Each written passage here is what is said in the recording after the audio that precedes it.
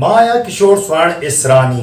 अखिल भारत लाणी लोहाणा सिंधी महिला मंडल जो पहिरीं दफ़ा राष्ट्रीय अधिवेशन गुजरात जे सूरत शहर में आयोजित कयो वियो, जंहिंमें देश भर जी तमाम सिंधियुनि महिलाउनि भागीदारी कई। पूरी स्टोरी लाइ तव्हां जुड़ल रहियो मूंसां गॾु ऐं ॾिसंदा रहियो किशोर स्वर्ण इसरानी सां गॾु सिंधी नॉलेज।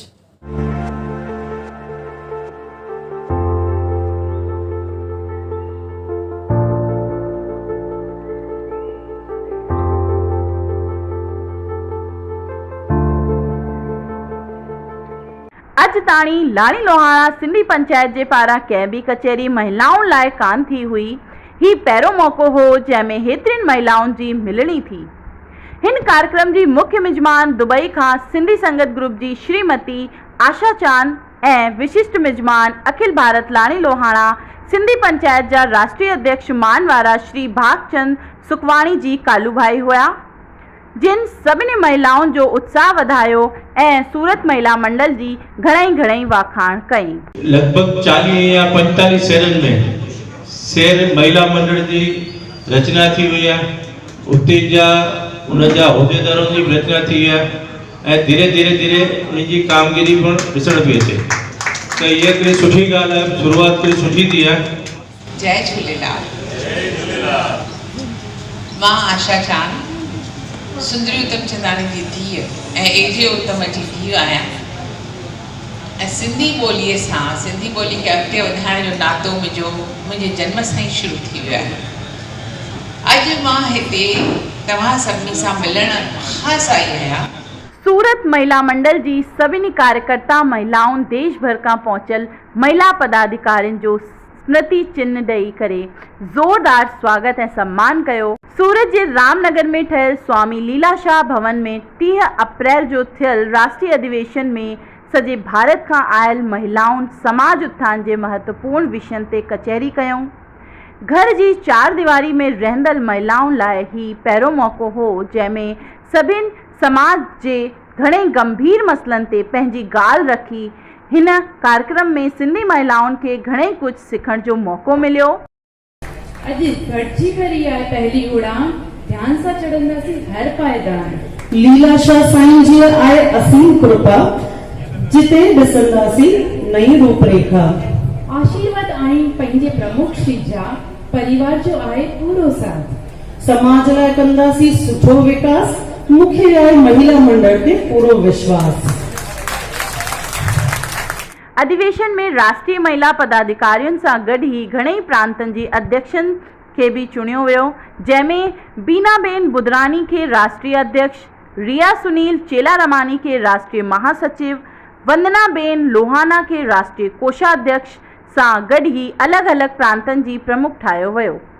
सौराष्ट्र प्रांत खां पुष्पा तनवानी, दक्षिण गुजरात खां चंदा बलवानी, उत्तर गुजरात खां पूजा आहूजा, मध्य प्रदेश का वर्षा अडवाणी ऐं उत्तर प्रदेश का मनीषा अंदानी के कार्यकारी अध्यक्ष चुनियो वियो आहे।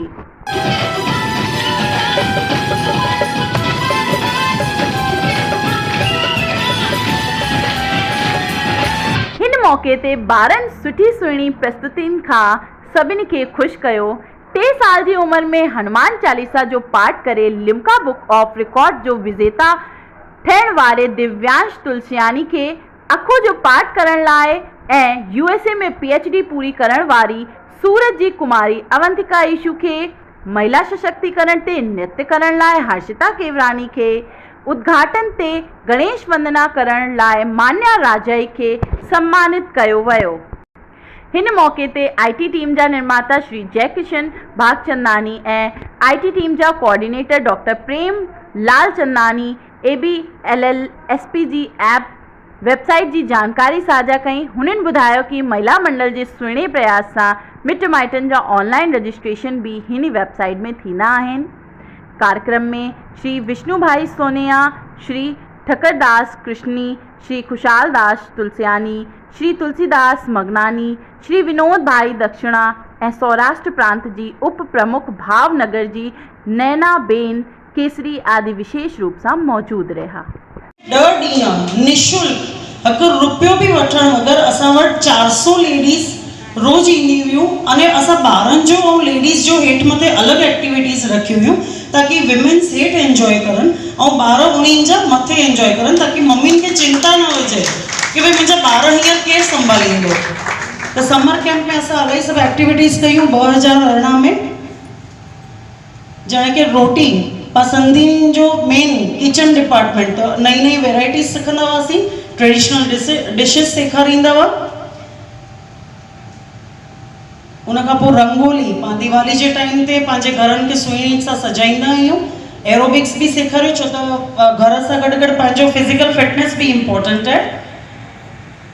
साण पाण योगा बि ऑर्गेनाइज़ कयो सभिनीनि जे लाइ। असांजे वॾीलनि जो असां सां गॾु हमेशह आशीर्वाद रहंदो आहे। ॿारनि खे सेल्फ डिफेंस सेखारियो छो त अॼु उहे पंहिंजी प्रोटेक्शन पाण करनि, उहो ज़रूरी आहे। गॾु गॾु डांस जेको एक्सरसाइज जो बहितरीन तरीक़ो आहे।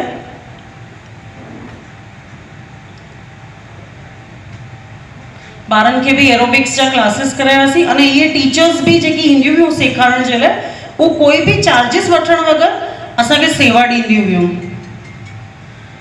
असां हुन खां पोइ समर कैंप खां पोइ तीज जो उत्सव बि सेलिब्रेट कयो। उहो सेलिब्रेट करण जो रीज़न इहो हो कि भाई जेकी पंहिंजी सिंधी महिलाउनि खे मेहंदी लॻाइण अचे थी त उन्हनि खे हिकु रोज़गार जो प्लेटफॉर्म पाड़ियूं। उन खां पोइ शादियुनि में उन्हनि में जे असांखे लॻाइण आयूं हुयूं उन्हनि खे ई असां सॾु कंदा हुआसीं मेहंदी हणण जे लाइ। समर कैंप 2 ऑर्गेनाइज़ कयोसीं 2019 में। उनमें बि असां वेरियस एक्टिविटीज़ कंदा हुआसीं, योगा ऐं एग्ज़िबिशन्स जो ऑर्गेनाइज़ करण जो मेन मुद्दो इहो हो कि भाई तव्हांखे ख़बर पए कि कहिड़ी लेडीज़ वटि कहिड़ो हुनर आहे, उन वटि कहिड़ा कहिड़ा प्रोडक्ट्स आहिनि, केरु खटाइणियूं सुठो थो ठाहे, केरु खुराक सुठी थी ठाहे, केरु पापड़ सुठो थो ठाहे। त उन सां छा आहे उन्हनि खे रोज़गार मिलंदो ने पाण पंहिंजे माण्हुनि खां ई परचेस करे सघंदासीं। त प्रदर्शनी हिकु इहो माध्यम हो। हाणे कोविड जे टाइम ते पाण एक्टिविटीज़ कान करे सघियासीं, तंहिंजे करे ऑनलाइन इंटरनेशनल वर्चुअल नवरात्रि जो कॉम्पिटिशन ऑर्गेनाइज़ कयो। एंटरटेनमेंट सां गॾु गॾु असांजो मुद्दो हो कि पाण सभु थोड़ा रिलैक्स रहो। जेको पैनिक सभिनीनि में अची वियो न कोरोना जे कारण, उन में थोरो पाण खे डाइवर्जन मिले ऐं माण्हुनि जो रिलैक्स थी वञे माइंड। थाली डेकोरेशन कॉम्पिटिशन रखियो हो जंहिंमें झूलेलाल साईं जी इलाही थालियूं सजायूं हुयूं। लॉन्च जीअं तव्हां पहिरीं बि ॿुधोसीं, असां पाण वैवाहिक वेबसाइट लॉन्च कईसीं ABLLSP-Milap.com, जंहिंमें 800 खां वधारे प्रोफाइल्स आहिनि पाण वटि अने सभु एजुकेटेड टोटली।